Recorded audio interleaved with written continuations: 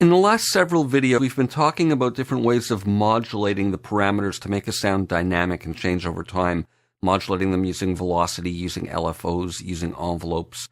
And another way is by modulating them using MIDI continuous controllers. We can assign knobs and buttons and sliders on our controllers to control various parameters.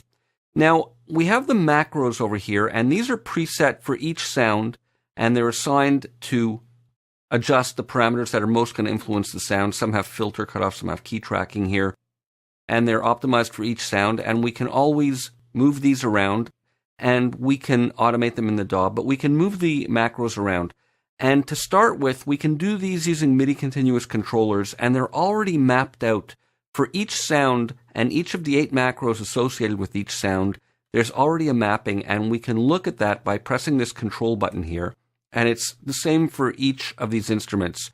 Macro 1 is mapped to MIDI continuous controller 12, macro 2 to 13, etc. Now we can change these mappings, but these are the defaults. So if you have knobs on your controller that are assigned to these, you can just start turning the knobs or moving the sliders and they'll control these macros. But of course we can reassign them and we can assign other parameters as well, and I'm going to show you how to do that.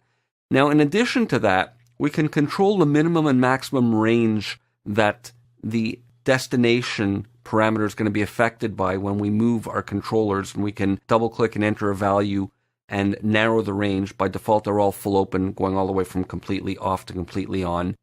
And in addition, we have latch mode that we can click there and toggle between on and off, and that's great for buttons, meaning when you press a button it's going to turn something on and leave it on when latch mode is on until you press it again.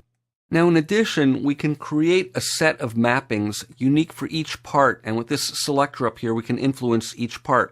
So right now, I'm going to start with part 5, which is this synth lead sound that I have, and these are the macros that are assigned, and I'm not particularly interested in automating any of these specific parameters at the moment. What I want to do is I want to change the filter, and I want to automate some filter frequency. So let me play you the little part I have here, and I'm just going to switch filters while it's playing.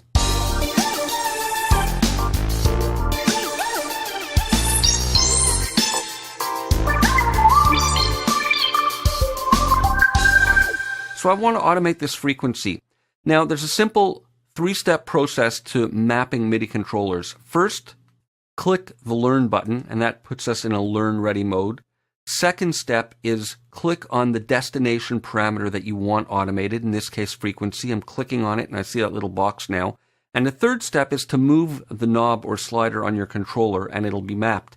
Now, I have a little monitor set up here, so you can see when I turn my knob, there I've just generated some MIDI CC25 messages, and now when I turn my knob and generate these messages, it's going to alter this. So I can do this in real time as I'm playing.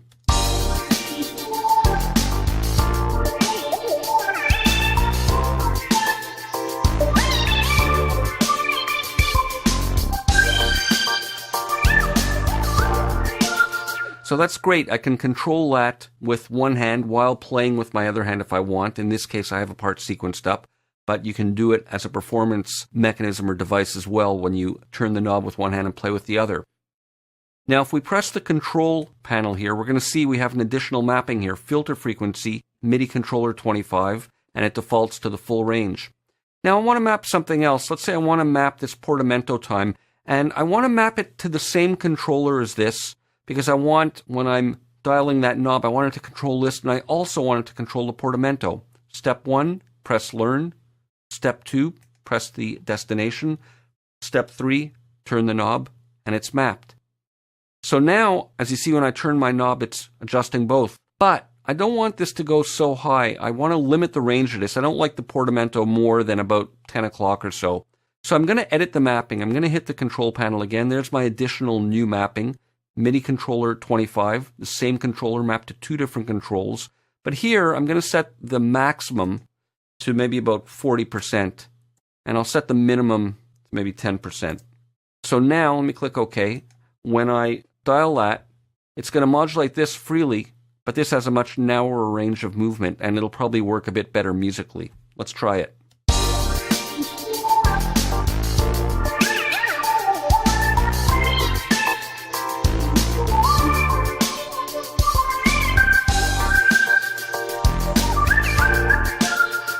So when the filter is wider open, that's when I have more of a portamento, and when it's closed down a bit more, I have less portamento. That's just one example of a creative mapping that you can use.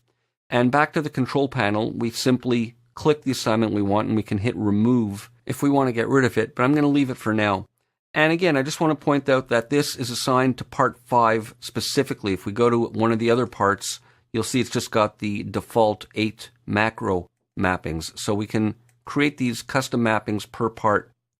I'm going to end off here and just want to review quickly the 3 steps to mapping controllers. Press learn, press the destination that you want mapped, and then move the knob or slider on your keyboard, and you're done.